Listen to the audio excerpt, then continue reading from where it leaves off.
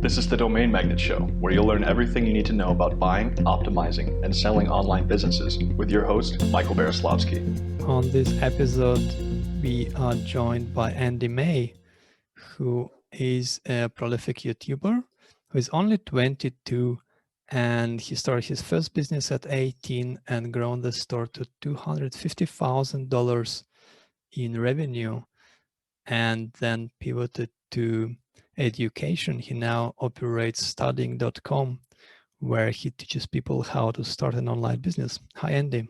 Thank you so much for having me, Michael. I really appreciate this chance to talk. Yeah, so that's pretty cool. You started your first quite successful business at 18.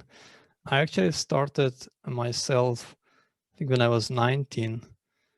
So what was it like for you? Did you have some support from parents, friends? What initially drew you to start a business? Two parts. What support I had. To answer that first question was, when I first did dropshipping, I think I was failing every single day. And then like 6 months in, I was down $5,000. And how I got that $5,000 was that was sort of my life saving when I was working as a swimming instructor when I was 18, when I was working at Kmart when I was 16, and when I was working at McDonald's when I was 14. I was able to save up like $8,000. So that's sort of where I got the money to sort of start it.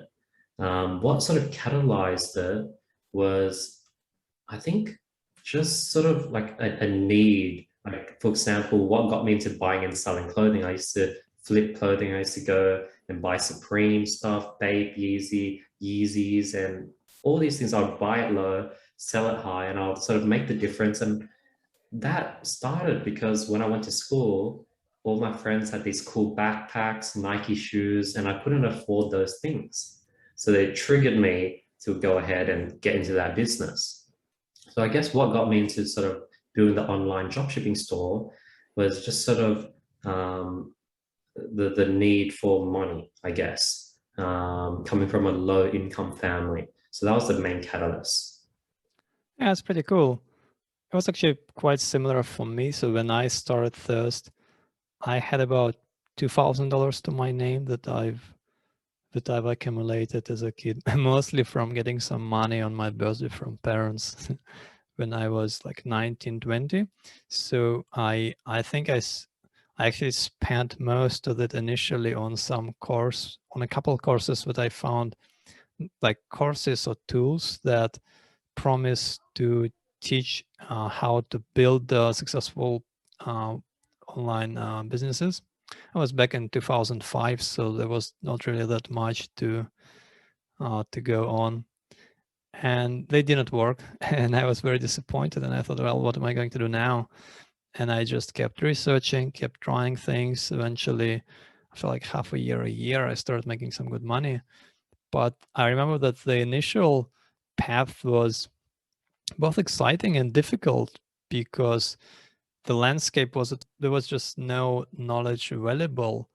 You have to like try to figure things out by yourself mostly, and now it's very different, right? So you have many different courses available. You have YouTube, you have all the places where you can just go and find successful people and see what they are doing and get some ideas. Yeah, Most definitely. And what was your first business model, Michael? yeah, I was building affiliate sites. So I was learning how to make money online. So my first website was about how to make money online, literally. And I was just adding all these different affiliate programs. And the first money I made was through some commissions. And then I got into SEO and I learned how to do SEO. And obviously in 2005, it was very different from what it is now. It was much easier. All you needed to do is add some content and then have a few sites and link all of them together, and that's it.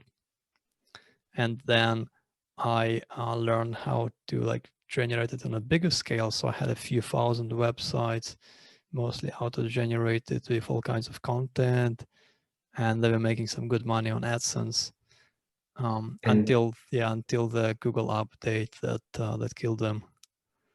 Did you have like a lot of virtual assistants to manage 1,000 websites? Well, it was all automated, so I had a programmer I was working with, but it took me quite the hiring and managing people was the hardest part for me. Figuring out the technology, the everything was much easier. It took me like 5 or 10 years of my business experience until I felt a bit more comfortable, like hiring a few more people. And only more recently, we had a bigger team. We had 20 people in the company last year, and most of this year as well. So it was quite a long learning curve for me in that sense. Yeah, and how was that for you? Was hiring and managing people easier for you in the beginning? Really sort of, I think I just sort of, my motto always been, I've just sort of sprinted into things and learned through mistakes. Like I remember hiring my first virtual assistant to help me with customer service and order fulfillment. And I was paying her, say, $3, $4 an hour. She was from India.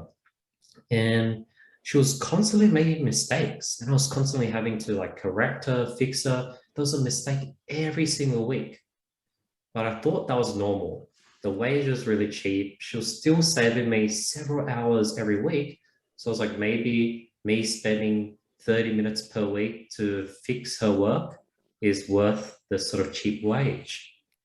But then eventually I sort of let her go and I hired another VA. And that person was much better. Every time I would critique them, they would learn from the mistake. Yes, there was a lot of obvious mistakes that I had to fix, but at least when I told her the solutions, it wouldn't happen again. And I thought that was the norm. Then I fired her and I hired another virtual assistant. This time the person was perfect. Like all that, she had the experience, the wage was the exact same. She had barely any mistakes and she was autonomous. And I was like, wow. And that's sort of been the exact same process when I hired my first project manager, my first sort of sales manager. I would have to hire many, many people, and each time I would hire the next person for that exact same role and let the previous person go for whatever reason, I'd be shocked at how much better that person is. And I thought that was the limit. So that's sort of how I've sort of learned how to hire. And every time I hire for a new role, it's super intimidating because I know that the first 2 or 3 hires, there's a high chance they're not going to be the person I'm going to stick with long term. And I know that a failure is going to come, but I just have to accept it. So yeah. Yeah, that's very interesting. It's very similar to my experience. So for quite a few years, I was working with this programmer from Eastern Europe, and I paid him about $500 to $1,000 per month for part-time, and he was fixing some sites and like changing some things on different WordPress blogs or designing some scripts. And I remember every time I would give him a project, I usually set some deadline and I would check, well, how long do you think it would take to make it? He'd say like, oh, like 1 day, 2 days. So I said, okay, let's make it like 5 days. And he say, okay, sure, I'll get it done in 5 days. And then 5 days comes, it's not done. I asked him, he hasn't started yet, but he's going to do it tomorrow. And then of course it's not done tomorrow, it's not done the day later, and it takes maybe a couple of weeks more to get it completed. And that just kept repeating and repeating. And I thought, well, maybe that's just normal, because I've never had a job before. I don't know how it works. I didn't really have anyone to ask. I assumed that that's probably just normal. That's probably how it works. Like people say, people are not very good at estimating their time, so I just have to take that into account. So from now on, I just assumed that, okay, if I give him a task, if I give some kind of deadline, it's going to take like 2 or 3 times longer. And then after a while, I started working with another programmer, and he was actually competent. Like he would say, this is going to take 1 week to complete, and he would complete it in 1 week. And I was just shocked initially. I was like, wow, so people can actually do what they say. And Yes, yeah. yeah, it was sort of like that, the same with like writers and other things. So it was a gradual process of kind of understanding how it works through experience. Yeah. Yeah. Based on that sort of track record of mine, like I have to assume that my current team, that there's a better version of it at the exact same rate out there, and I can't be sort of satisfied. Right now, I'm really happy with my team. My team is amazing.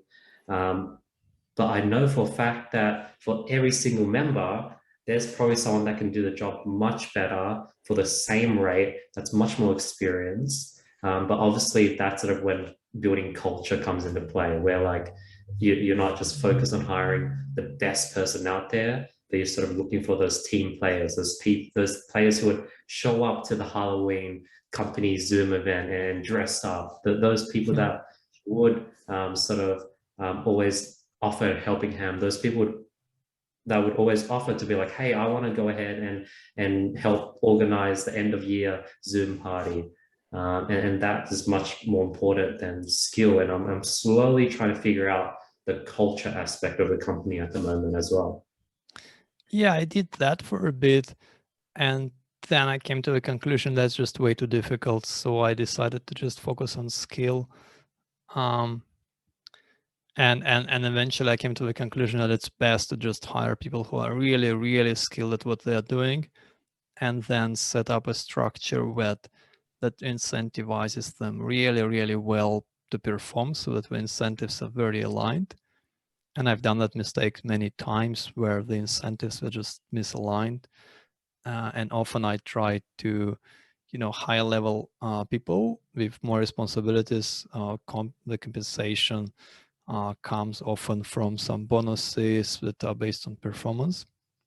So that's what we are focusing on right now. So for example, for different businesses, the managers that manage our portfolio businesses, they are often incentivized as a percentage of business profit. So that way we know it's aligned, and that's easy. And then of course there are some assistants who are just kind of doing some simple tasks as well. Interesting. So for things such as, say, my head developer, or the person that's managing my YouTube channel, or the person that's doing the weekly email blast, the copywriter, do those roles, should I add in an incentive, or should the incentive be safe for like the operational manager? Well, I think the best approach I found is really going as a mix of skill and will. So skill is obviously looking at the role and then asking, okay, what are the exact set of skills that this person needs to have? And then obviously you find a person that has those skills. But then the other part is understanding the will. How do you motivate the person? And some people are motivated by money. And there is all kinds of different ways to measure that, right? Like there is different tests that you can have people do, aptitude tests and professional tests and so on. And some people are motivated by money, some by recognition, others by just knowing that they contribute, that they do something well. So there is a lot of different ways. And then if you understand what motivates a specific person, you can kind of do that. Or there is also an easy, so this is a bit more complex, but the easy way is, just aligning incentives. So what I would probably try to do is, if a person is managing your YouTube channel, like what is the one metric that's most important? Is it subscribers? Is it views? And then you just say, hey, from now on, like your compensation is going to align in some way. Let's say half of your compensation comes from bonus, which is based upon performance. But that's not something that's going to fit for everyone, right? So there are some people, some employees that just want the stability and safety of having a fixed salary. So for those people, it might not work. But for those who are a bit more ambitious and curious and kind of want to grow, that often works well. And then as the CEO, do you still have to sort of individually do that with everyone? So for example, for me, I find that to really motivate my employees, I would jump on these one-on-one calls with them where we sort of do a future pace, figure out their goals, break down their goals, and build them a roadmap to their goal. And they're super happy. Now they're motivated for the next 6 months. So I have to sort of plan out their goals and figure out what their goals actually are. Now I'm thinking, okay, could I find some HR person to do that on my behalf. What's your thoughts on that? Yeah, good question. Yeah, I think it's very good that you're doing that. It can be really time consuming. You could definitely find an HR person, but it's very difficult because you'd have to train the HR person. You'd have to make sure that they're also aligned with like your plan. And what I found is HR people, they usually come with a preset kind of beliefs and expectations from the different places they worked at. So you want to find the one that would implement in the way that you want it implemented. Yeah, that's honestly not my main area of expertise.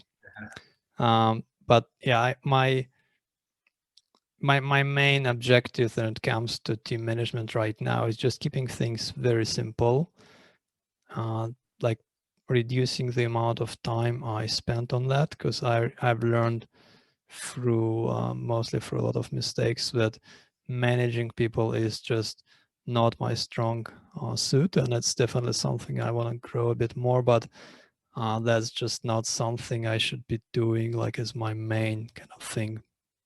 So I try to reduce the amount of things I do in that area. But if you feel that you enjoy that and you like that, then definitely by all means, yeah.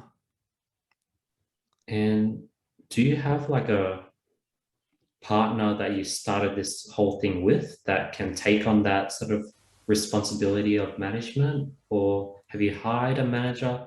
How have you been able to reduce your management time? Yeah, I don't have a partner like that. I had hired different managers. I have different managers right now. So right now we have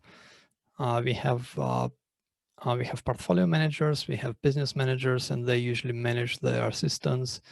So it's their job to like manage the assistants, give them tasks, talk to them, like, and do all that stuff that you mentioned. And I just like review the managers occasionally. Now the downside of that, of course, is that they are paid a lot more than what you would pay like an assistant, and it's not like double, triple. It's much more usually. But I mean, I figured it's worth it for me, but it also depends on the business, yeah?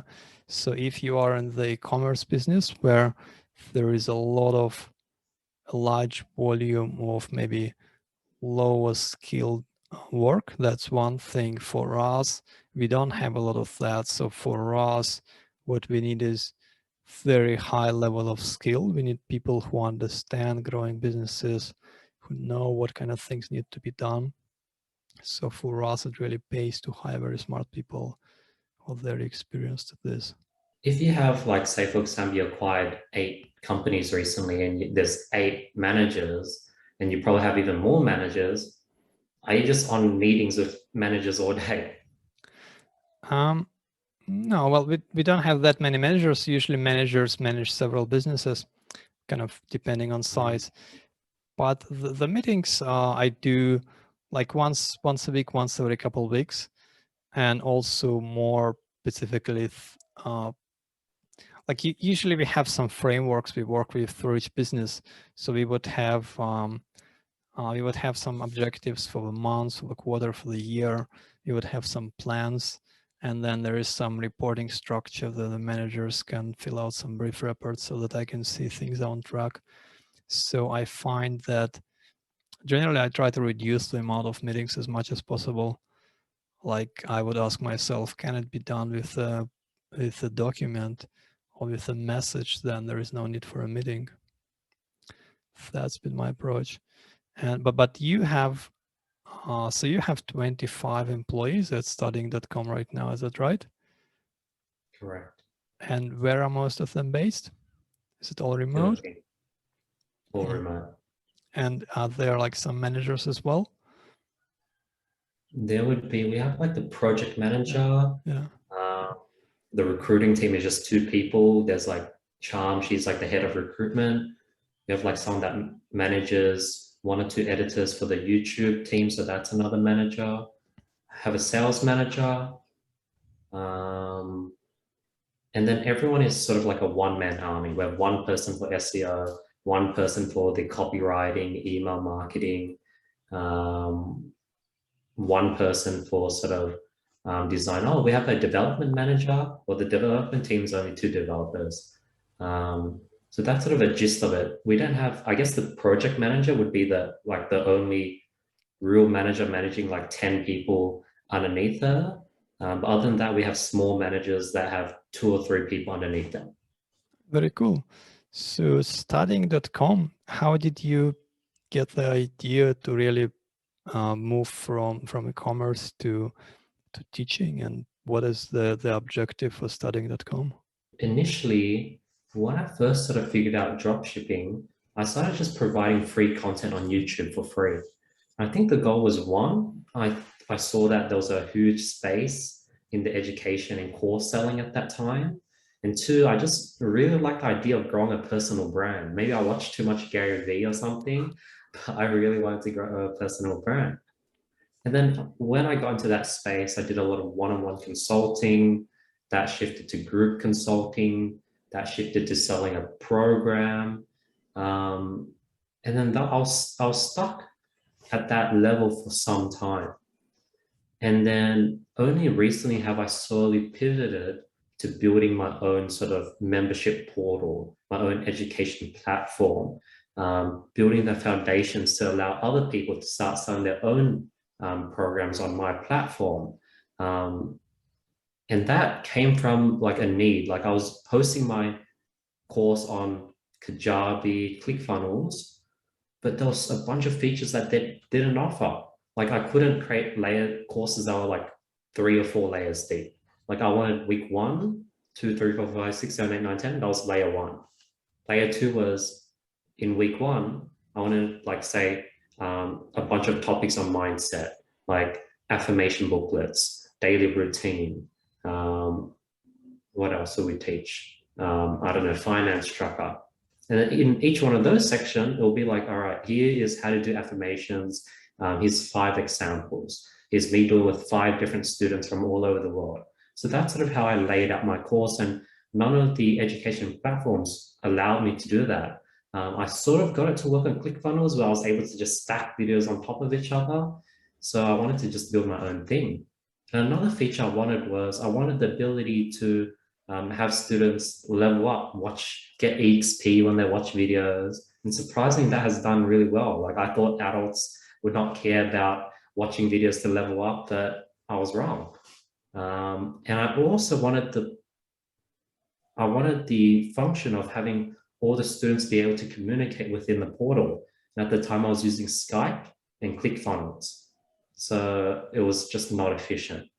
And that's sort of what pushed me to create my own platform. And when I made my own platform, I was like, okay, this is something that has more potential than I thought.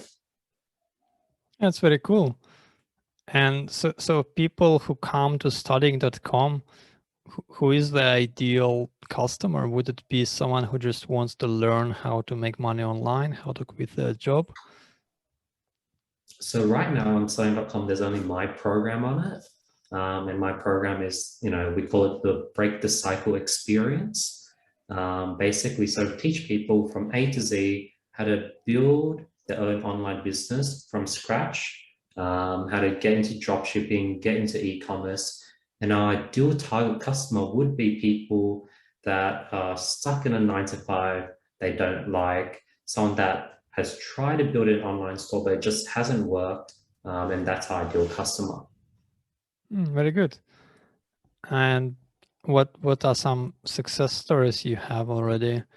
Have you had some people that have been able to earn enough income to quit their job from that? So if you go to studying.com/reviews, right now we have 40+ video testimonials. So I think a lot of people can have a bunch of screenshot and text testimonials, but we've just been focused on getting real life personal video testimonials. One of our goals was like, I wanted 1,000 success stories. That's still one of my goals. And I think we probably have 4 or 5 success stories that they ended up becoming their own guru, and now they're becoming teachers and teaching other people how to do the same thing. So we've had students that done, like one of my students, Tremaine Turner, he has his own YouTube channel now, but we got him to $1.1 million in revenue in 3 months. It was crazy. Another student was Barson. I think we scaled him to like 100K in 30 days. There's another student, Andrew Wright. He's now doing affiliate marketing. He started with dropshipping, got some results, and he's pivoted to affiliate marketing. I mean, I think he's doing like 100K days through like ClickBank affiliate marketing. So like a lot of my top students, they sort of ended up doing much better than me when I was personally doing sort of drop shipping.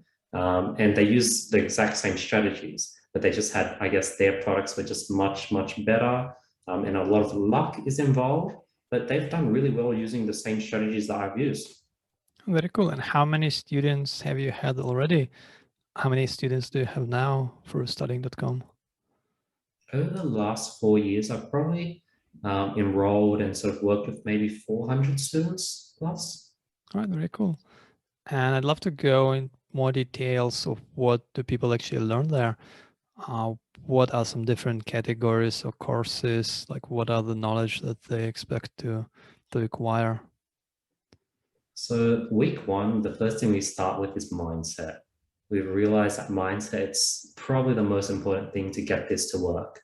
Then we go to product research, how to build your store, how to go ahead and run Facebook ads, how to read and analyze and understand the data, how to kill and scale your ads, order fulfillment, customer service.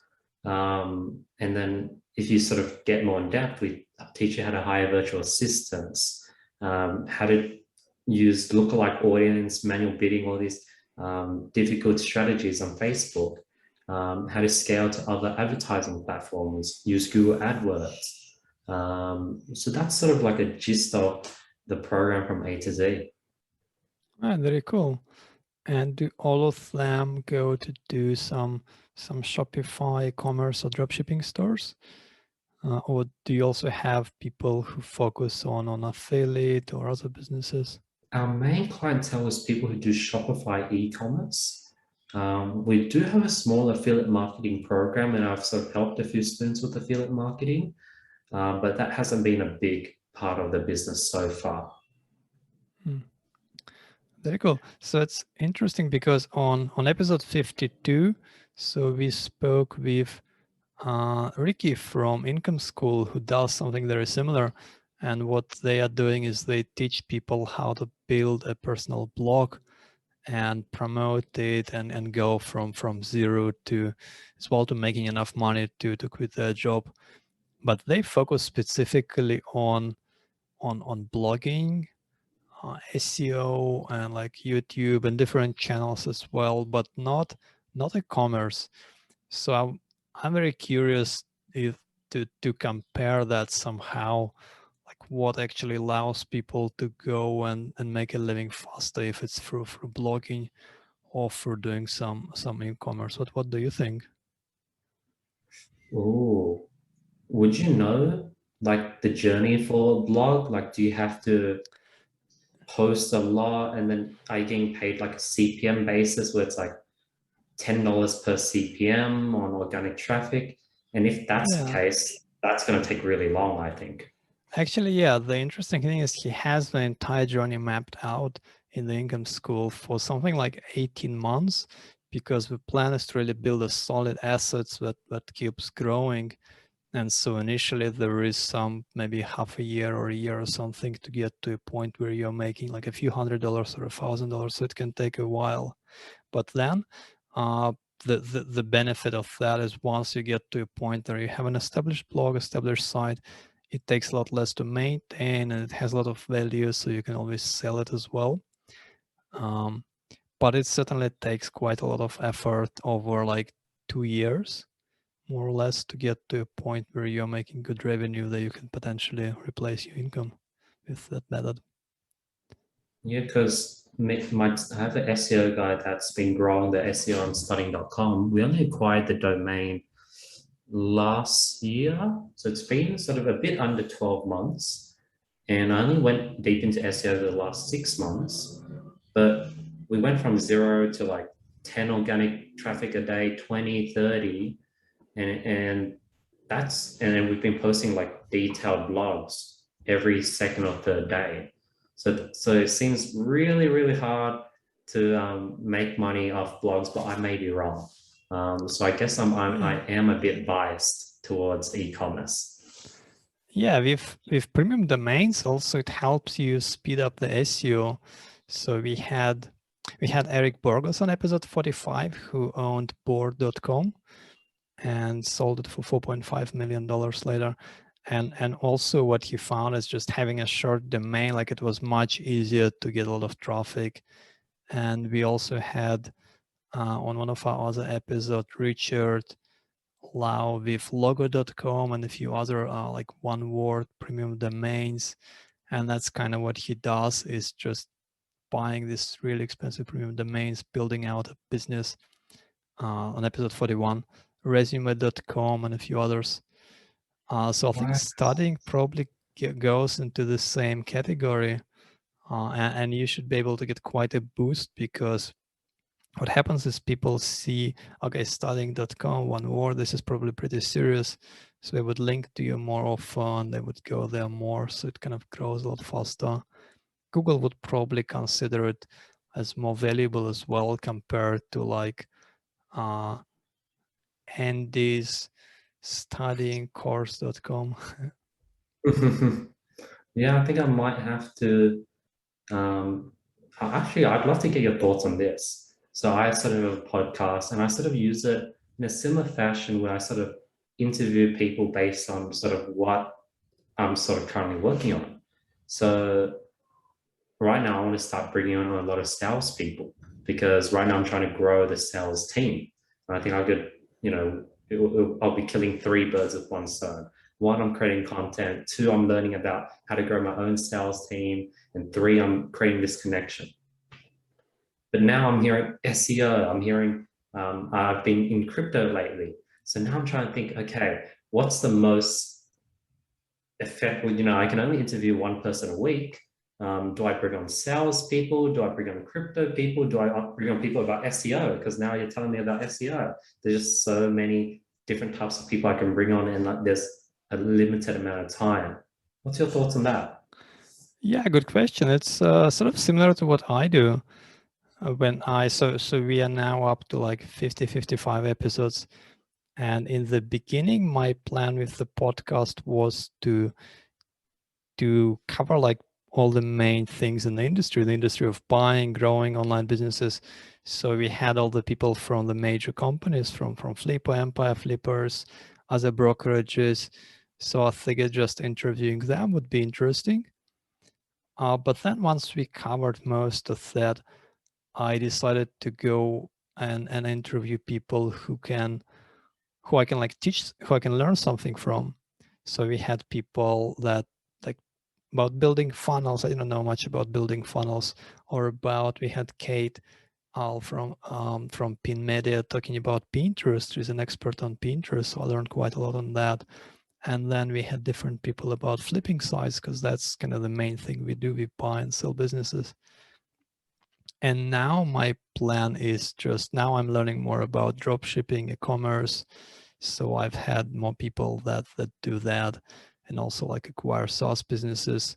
So for our podcast, I'd say the first objective really is to make the episodes interesting and useful for the listeners.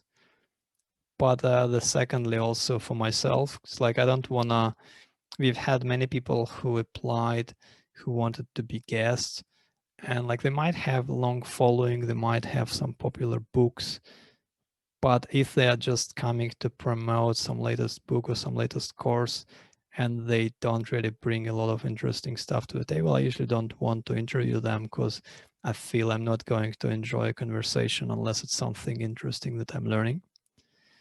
So I want to be able to learn something. I want to find someone who's going to be interesting. And yeah, basically a topic that just fits. So there is a lot of topics that we can cover as well. Yeah, for me, I just try to focus on like 1 or 2 things at a time.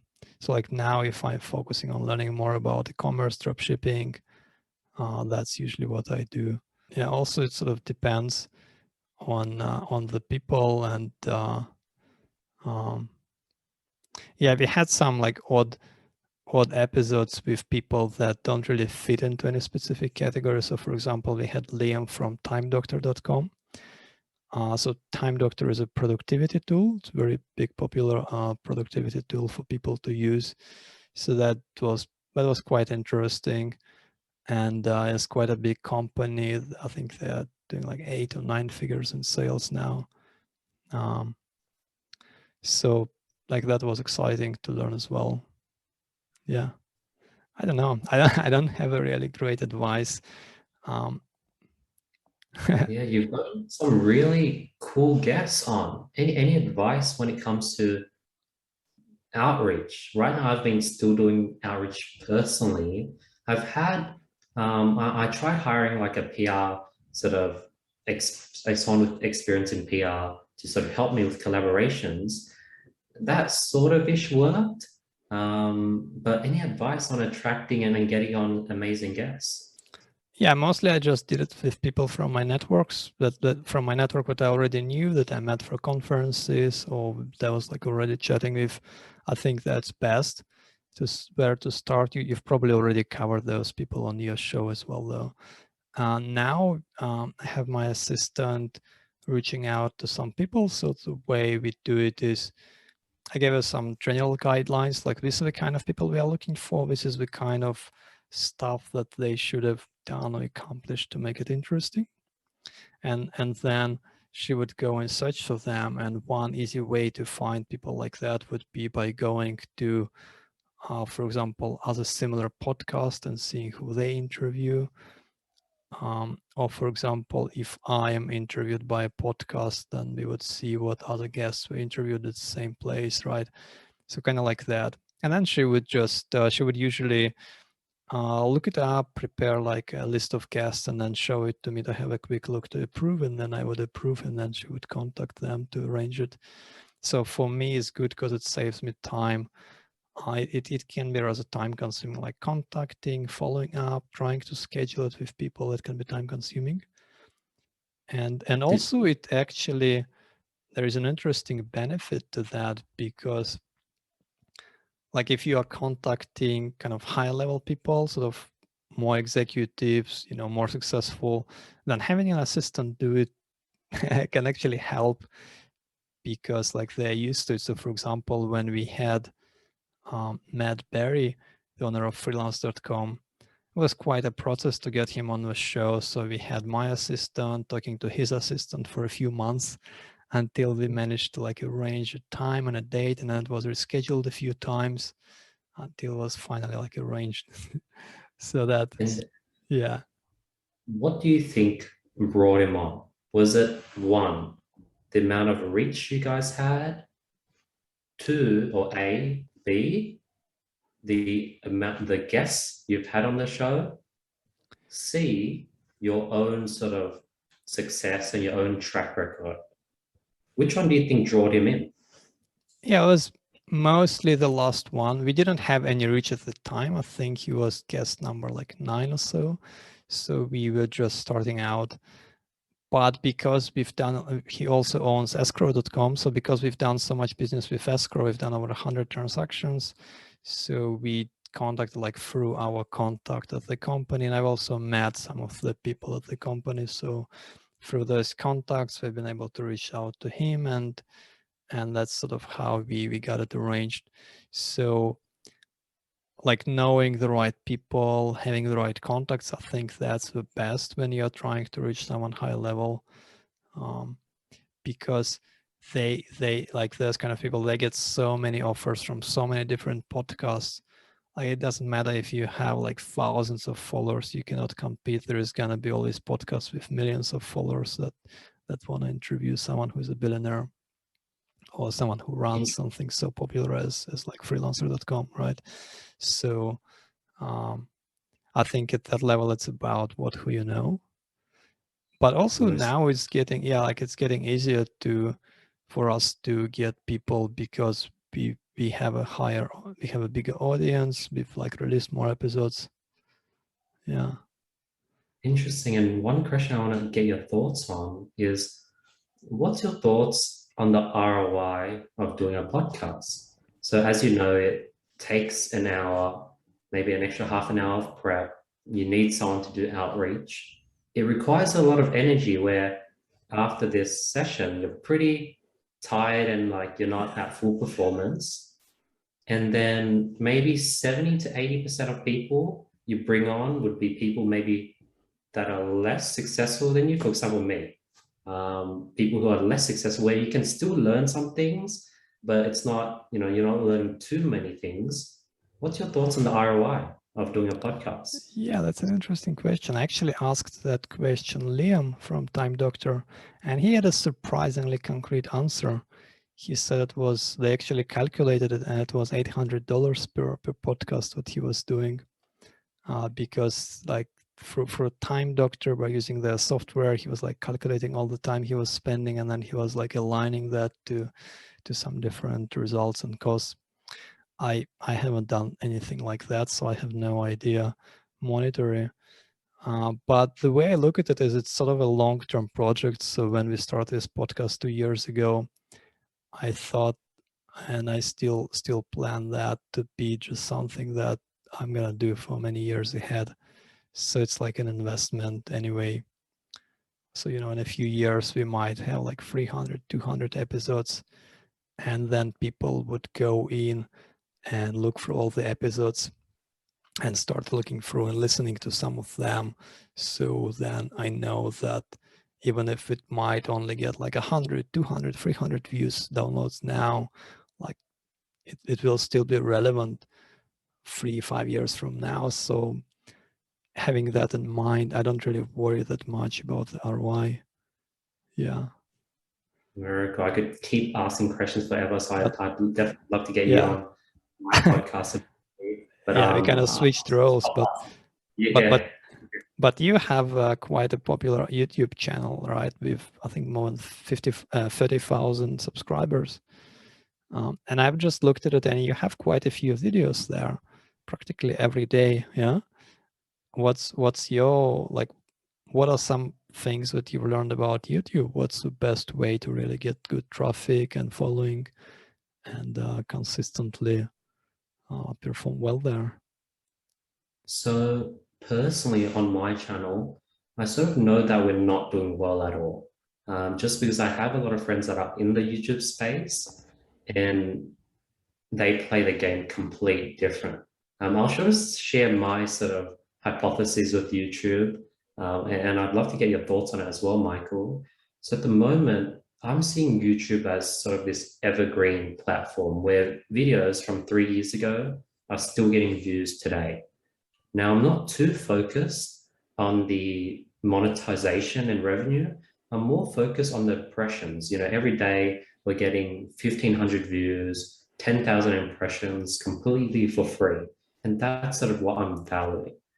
And my strategy is every day I'm sort of just filming things about things I learn, about me learning how to train salespeople, me learning about the new mindset thing. I'm no longer creating content for my viewers. I'm not talking about Facebook ads. I'm not talking about 5 ways to make $100 a day, because I'd just get burnt out if I was doing that. So one, getting sort of building an audience, building a personal brand. Two, having this audience that like convert, like a lot of them end up joining Studying.com. Three, building like a repertoire of content that is every video is a new topic on my channel. So I'm just building a bunch of just new topics. Four, I'm sort of creating evergreen content that will sort of last for a long time. And that's sort of the model I've been going with, where hopefully over time it will just sort of steadily grow. I wouldn't have any sort of ups and downs. It'll just have like a steady base. Comparatively, the sort of YouTube game that people are currently playing, and I should be playing if I had time, would be sort of following trends, seeing what's hot at the moment, really optimizing your thumbnails for what's currently hot when it comes to thumbnails. Thumbnails are always changing every 6 months. optimizing for over 5% click-through rate. Really optimizing your watch time, where you have to start the video very loud and have a really bright first 5-second intro to get people hooked in. Releasing content once a week, not doing it every day like me. Going quality over quantity. That's sort of the current YouTube game, and that formula always changes. And if you go down that route, you'll be getting millions of views, you'll have hundreds of thousands of subscribers. I would love to go down that route, but YouTube isn't sort of my job. What's your thoughts on that, Michael? Yeah, I have very limited experience with YouTube. I think we have only about 100 followers. I haven't really focused much on that, so I definitely could learn more on it. But for us also, our main audience is probably not on YouTube, because we are mainly targeting people who buy and manage online businesses, investors, and people with capital, with experience, who operate portfolios of online businesses. So I would think that so our focus is just providing this long-term high-quality content. Our podcast is professionally edited and just something that's going to last for a long time, so that's going to be relevant still in 5-10 years. One thing I forgot to mention was the fifth thing that's really underrated: building an audience on YouTube to retarget through AdWords. Yeah. That is something that people do not do enough. I've gotten huge return on just retargeting my viewers over the last 90 days. And if like Logan Paul, someone with 20 million followers, just retargeted his audience with pre-roll YouTube ads, setting them to his private club, he'd be making so much money. Yeah, that's something that's really interesting. So that's actually a good segue to talking about some traffic channels. So what you teach and what you do is mostly e-commerce and dropshipping. And I imagine that's not very difficult to start if you are using paid traffic. It doesn't take very long time compared to, of course, building a blog for SEO. So for someone who's new to that, what is the easiest platform channel right now to sell things?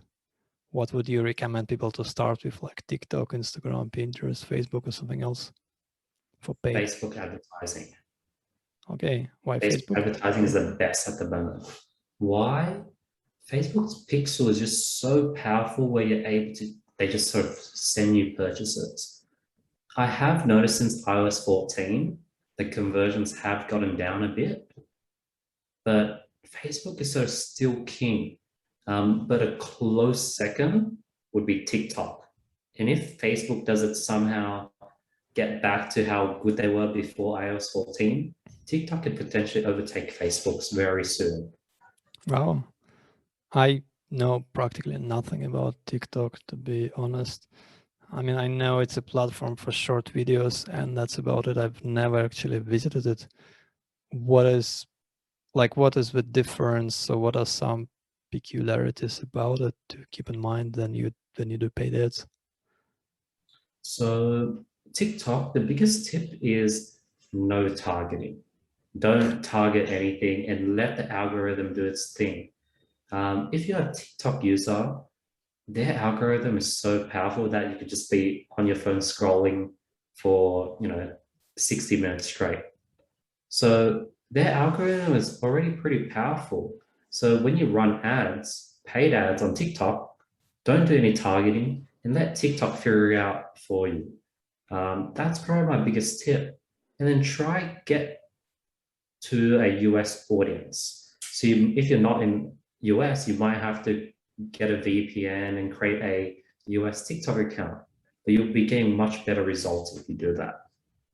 Very good. And is it good for e-commerce items? What kind of items are best to sell to TikTok audience? E-commerce items, like I heard that one of these hot products was I think it was like a wireless car charging magnetic thingy. That was like product that did really well on TikTok. So like popular kind of products, yeah.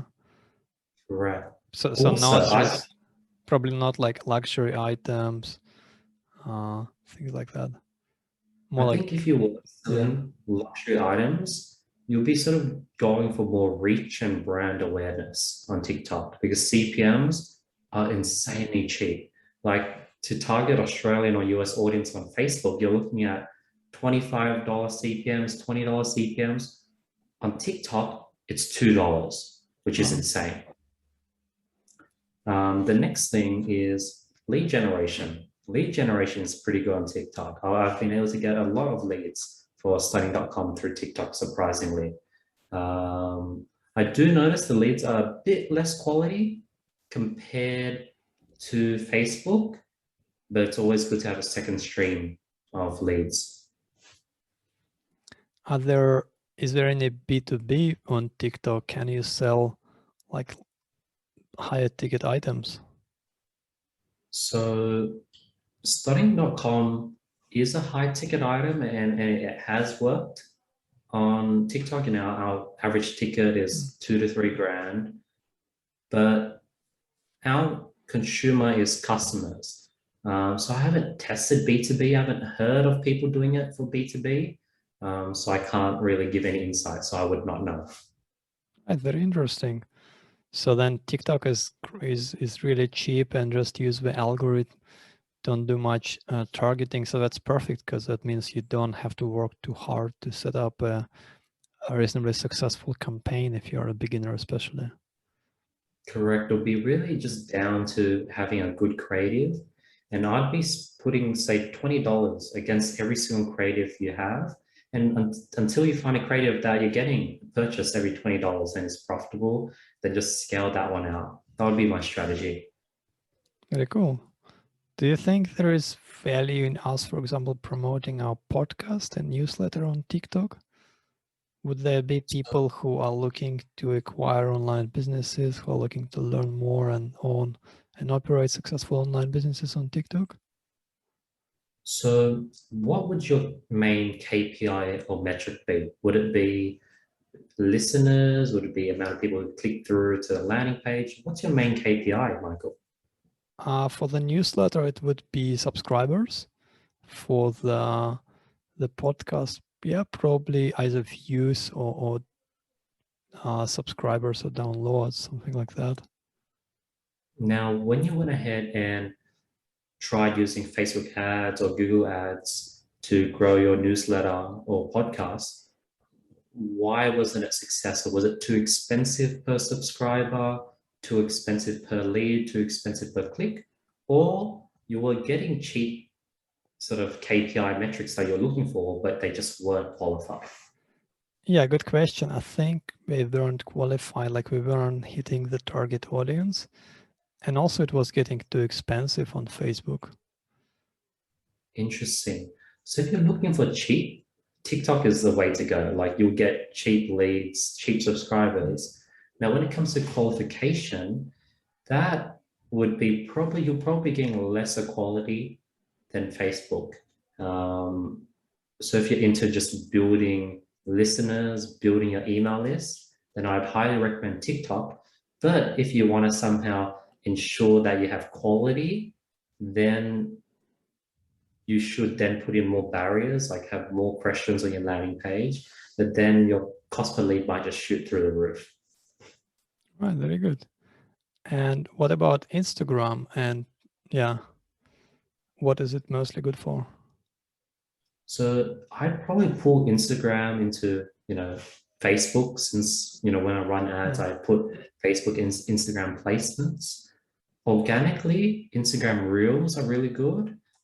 If you wanted to grow your podcast, what I'd highly recommend is hiring, an editor from the Philippines for $2 to $3 an hour. Watch all these weekly episodes, chop it up into these 15-second clips, and throw 3 or 4 of them every single day on your Instagram Reels and in your TikTok account, and organically grow and just get a lot of free traffic from these 2 sources, which is really easy at this point of time. Very interesting. Yeah, we just share some new episodes on our Facebook. We don't really use Instagram much, and we haven't used TikTok like ever. Um, what are some other platforms that we should look into as well in general for drop shipping that are really good for paid ads? When it comes to drop shipping, probably I'll just stick to Facebook and TikTok ads and Google Shopping. Other than that, I haven't seen drop shipping work too well. Like I've have friends that sort of had it work on Pinterest ad, Snapchat ads, but these guys are like the best in the game, so they can make their ads work on any platform. But for the sort of everyday sort of person, Facebook ads, TikTok ads, and Google Shopping if you're a bit more experienced. So your most successful guys you mentioned that make like $100,000 a day. What platforms do they use to get that volume? Facebook ads. And what kind of margins would you expect with volumes like that?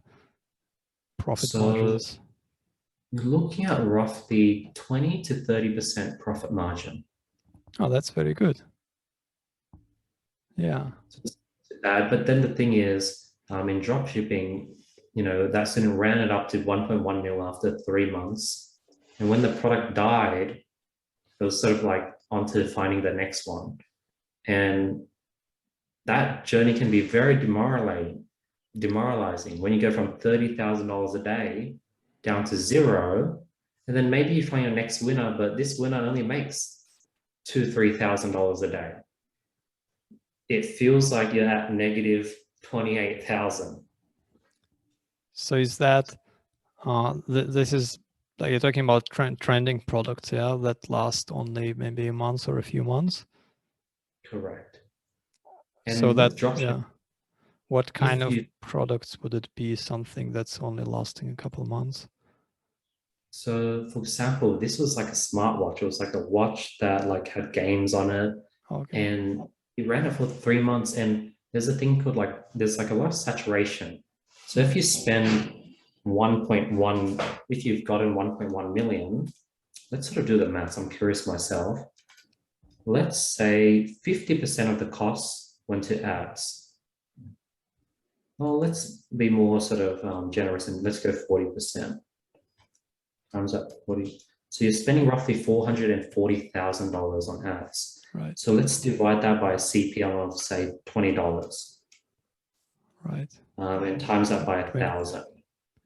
So that's 20,000, 20 million.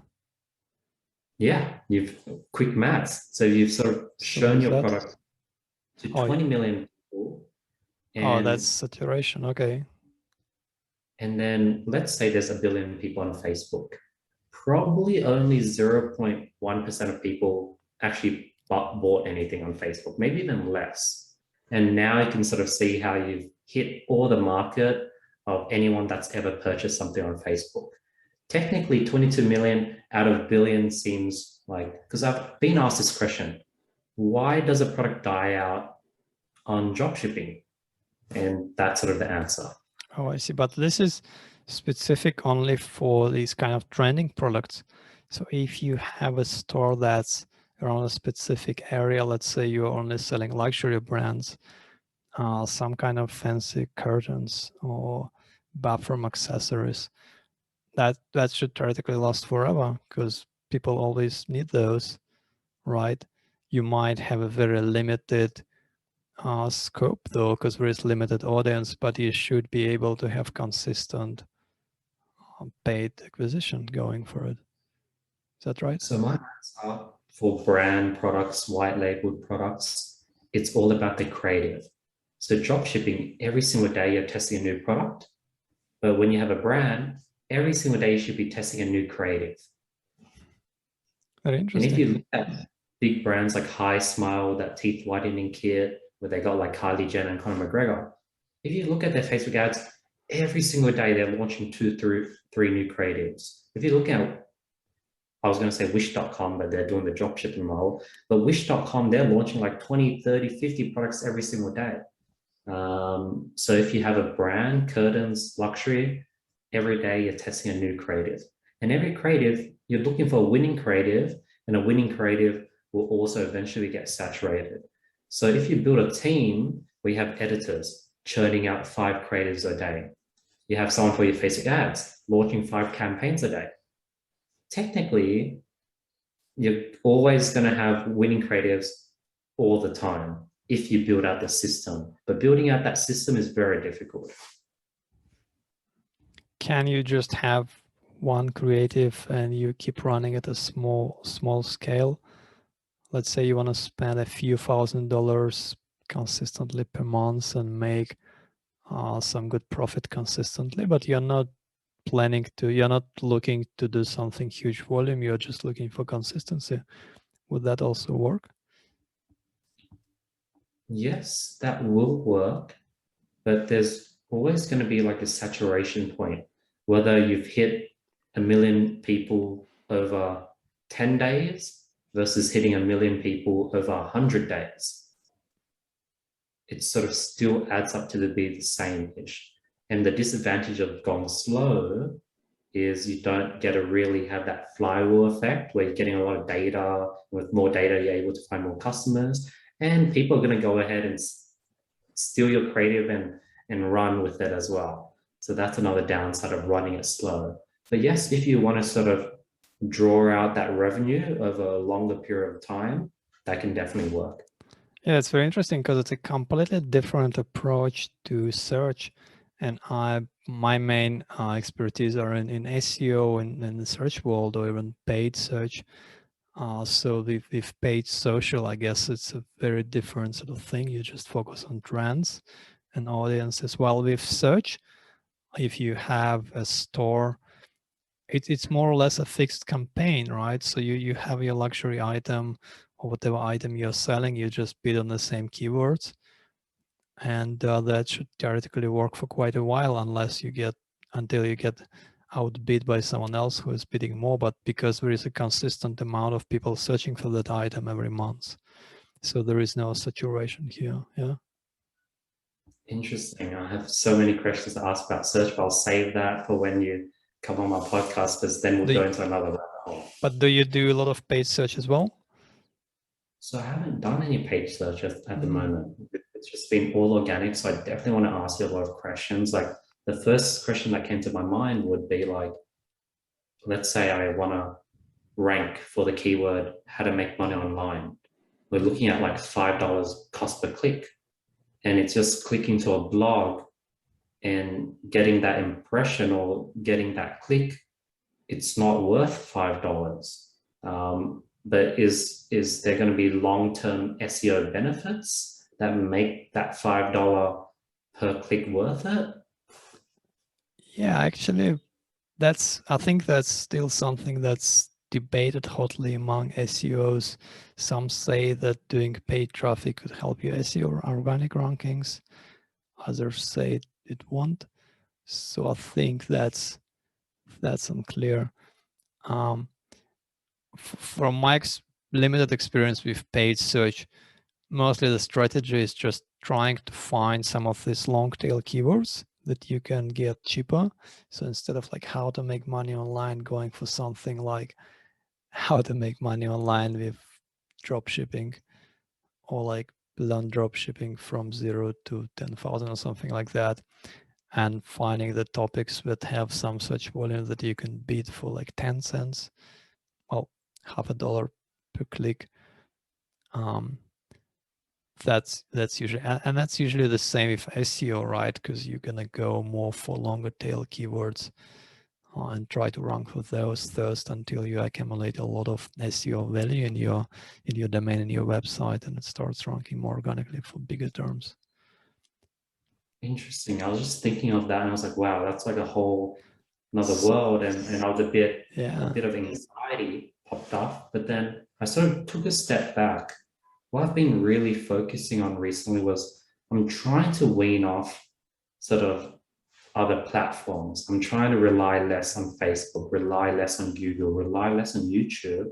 So for example, the current funnel we have, we're just focused on collecting emails and phone numbers. So we sort of own the customer. So I don't have to have the anxiety of always trying to find the newest way to get better SEO, because the game seems to be always changing.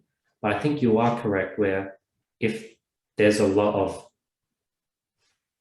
ROI into SEO where you can hire someone for $1,000 a month and the amount of traffic you get is worth $5,000 a month, that's just money on the table that you should jump onto. So I do understand where you're coming from. Yeah, it's also very different. I mean, the SEO is a lot more complex compared to paid search, because with paid search you get immediate results. You know right away if it's working or not, more or less. With SEO, it might take usually at least a few weeks at the very least. Often it takes a few months to see results, and sometimes it's like half a year to a year if it's something longer term. And also you could make mistakes and you get basically negative results. So often what we see, people who are like first-time buyers who acquire a business with organic traffic, and then they hire a lower quality, like cheaper SEO firm, and they just build a lot of low quality backlinks. And that usually negatively affects the site. Like you might see an initial bump in traffic, but then it just goes down because the site gets penalized or triggers some algorithms in Google, and that could be dangerous. So it's more like a long game where you gradually build it up. You build more backlinks, you build more content. So it's very, very different. Yeah. Interesting. With all your companies, Michael, where have you found most of the revenue source come from? Paid Facebook ads, Google organic SEO? Oh yeah, our focus is mainly on organic SEO. We don't really do much paid traffic.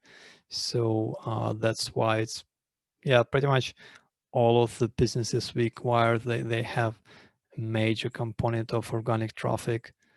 And that's quite nice because that's what we specialize on. We have a team that can manage and grow it. I would say there is also a big misconception that organic traffic is like you have it and that's it. It just goes on forever. You still have to maintain it. You have to update content. You have to occasionally build some links, but it certainly lasts for quite a while later. Yes. So very cool. So we've talked a bit. We've talked a bit about all over the place. We've talked about different platforms for dropshipping and e-commerce. One question I'm curious about is for someone who is new into, let's say, dropshipping instead of e-commerce, to make it easier, right?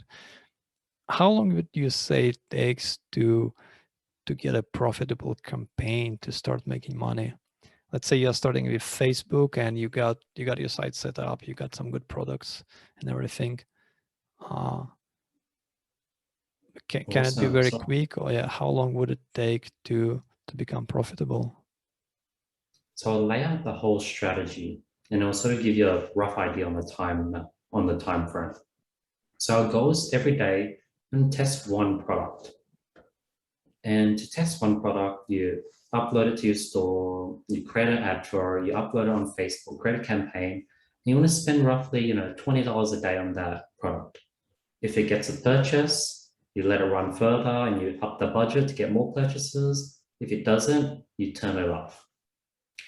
So you're looking to test one product every day. Now, on average, you'll be finding a winning product, one in every, if you first start out, it might take you, it took me 70 products to find my first winner. So you're looking for your first winner, you're looking around 60 to 100 products that you have to test.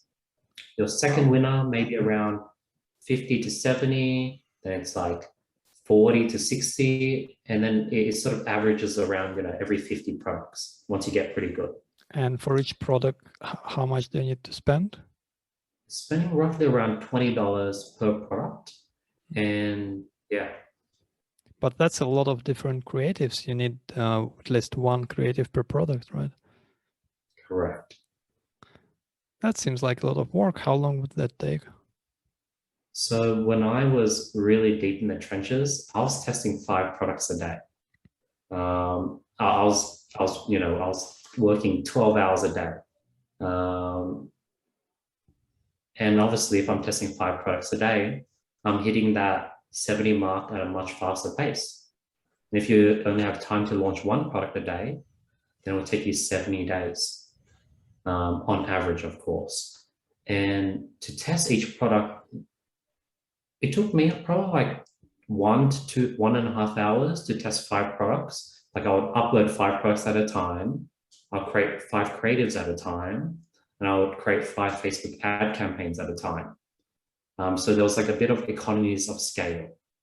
But if you went ahead and just tested 1 product a day, it might take you maybe 30 minutes. And if you get really fast, maybe 20 minutes. And what happens with those 50 products that you put $20 and do most of them just never make a sale? Or do you make, like, do most of them lose money, or do some of them break even and just one is profitable? How does it usually work out? So on an average sort of student, we're looking at probably out of 50, you probably get 15 to 20 that's gotten a purchase. Out of 15 to 20, maybe 4 or 5 might have 5+ purchases, but so just fizzled out and died out. And you might have 1 that you've been able to generate $50,000 in revenue from. From $20? Oh, like from, no, I mean from the initial $20 that you put on a product. What are you expecting from a successful product, like in sales or in profit?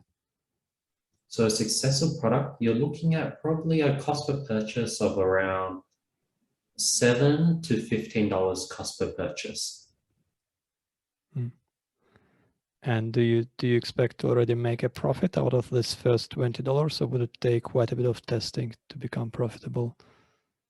I found that all my winning products showed promise right in the beginning.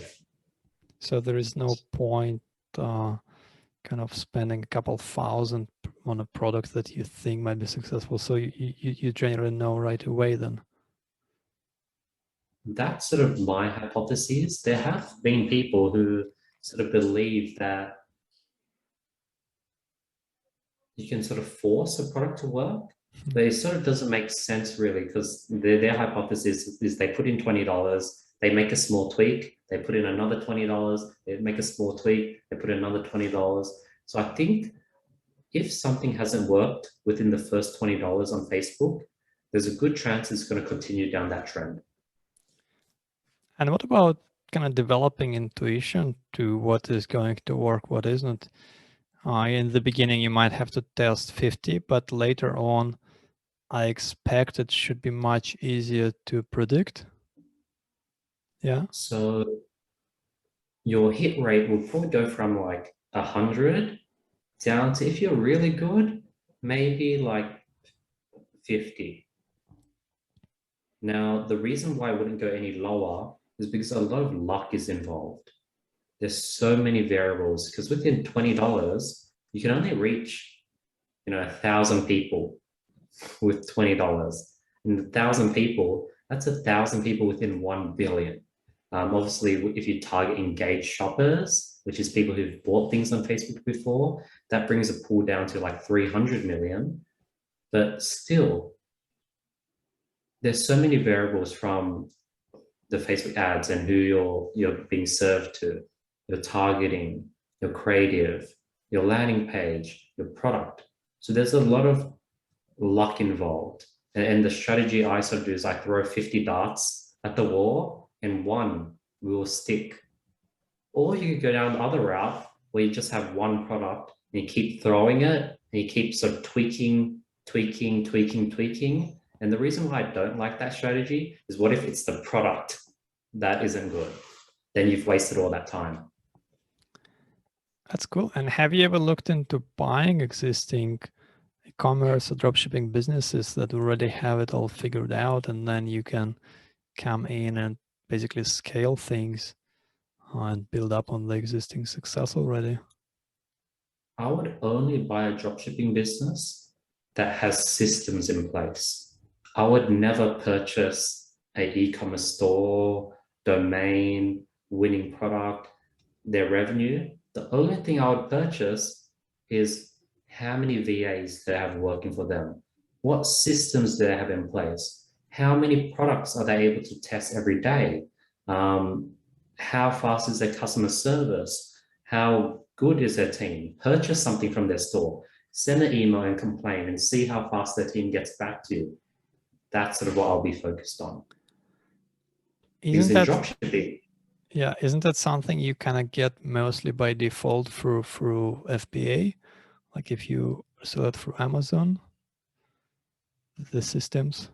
dropshipping, you have none of that. You have to do that yourself. Yeah. So if I saw a store that had a blip and did like say $200,000 in November, and it's only been halfway through a month, like that's good and all, but what happens when that product dies out? The store then becomes worthless. And what about the FBA stores that sell on Amazon?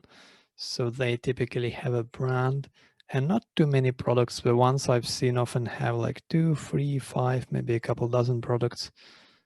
They're usually selling them consistently over a period, so they mostly get sales through Amazon directly, right? And then they accumulate a bunch of reviews, so they products in a specific category, so people come in and keep buying, so it can be consistent.